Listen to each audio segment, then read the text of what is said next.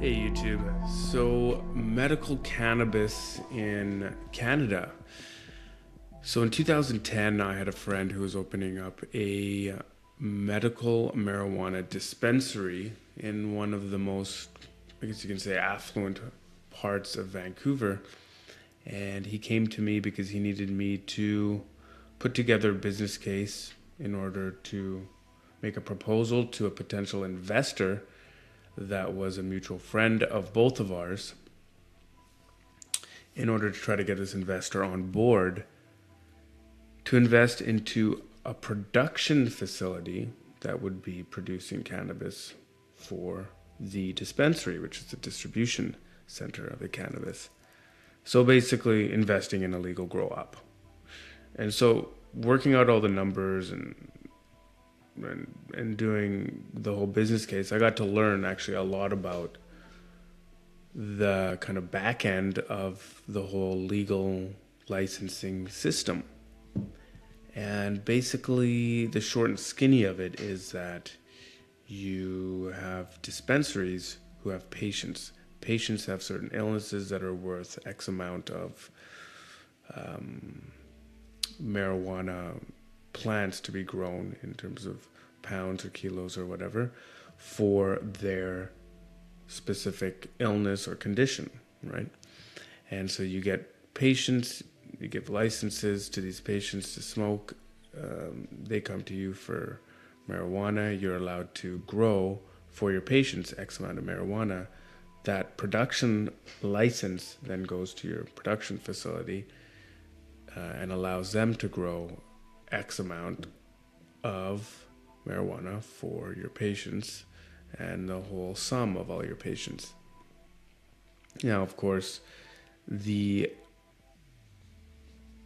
amounts that are grown do go to the distribution center, the dispensary, but what's actually grown is often much, much more than is actually getting pumped out of the dispensary. And what do they do with the rest of it? Burn it. Well, they do burn it, but it gets burnt on the street in the form of black market sales. So it still does hit the street through non-legal ways.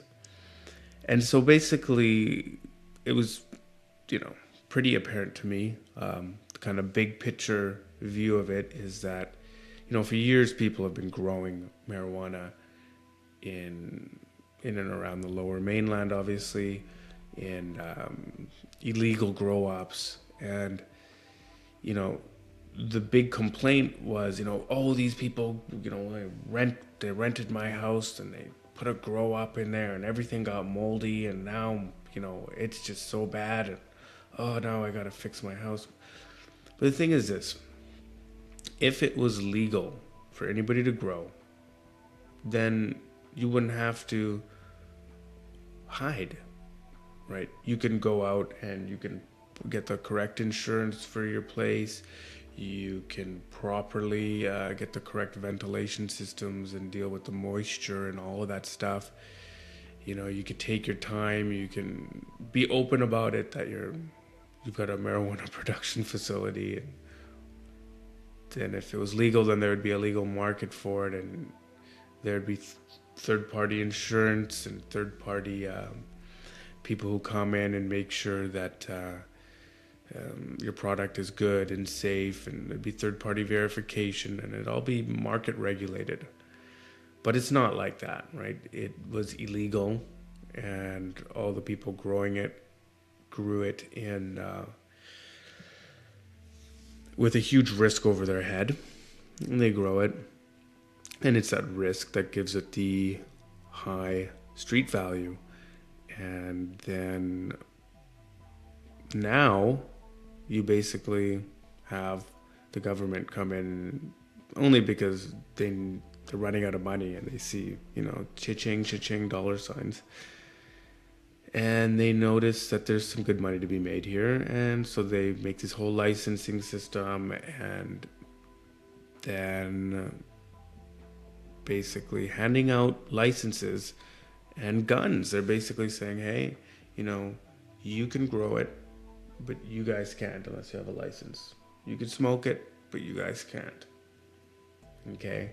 And so now literally a handful of people can grow it and everybody else can't. Safely. I mean, you can still have a grow up and risk it and maybe damage your house if you're not doing it right. If you get busted, you go to jail, right? Not because it's an illegal substance, but because it's a controlled substance and you are now in competition with the government's mandated suppliers, right, of it. So that's all it is. It's just a big government protected racket to give selling rights to some people and not to others in exchange for the taxation of said product for the government. That's all it is. And like any other government program, over time, as sure as rain falls from the sky, government programs always inevitably fail because they're just not sustainable. So here we have, just this week, we've got Canada's medical cannabis system can't keep up with demand. Surprise, surprise. An increase in demand without an increase in production capacity, mixed with production issues and recalls, has led to a shortage of legal medical cannabis. So now the cracks are starting to show up. Okay. So based on a scan by Lyft on January 3rd of the 21 producers currently licensed for sale, only one had no dried buds for sale, though they had 2 varieties of cannabis oil. 4 of 21 producers don't currently carry any CBD options for dried buds, either in high CBD or a 1-to-1 ratio with THC. In addition to these current figures, some patients are seeing products selling out quickly from their licensed producers' online shops.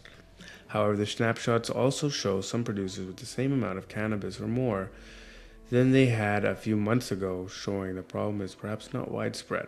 While other producers are maintaining a consistent supply and some are increasing product options, the issue has been prominent enough to prompt at least 2 clinics that specialize in medical cannabis access to work on helping patients find solutions. So yeah, things are starting to fall apart, and this is not a surprise. My prediction back in 2010 was that the quality of the product would go down and down and down and down and down. But it looks like the case right now is not so much quality as it is supply and the erratic amount of supply.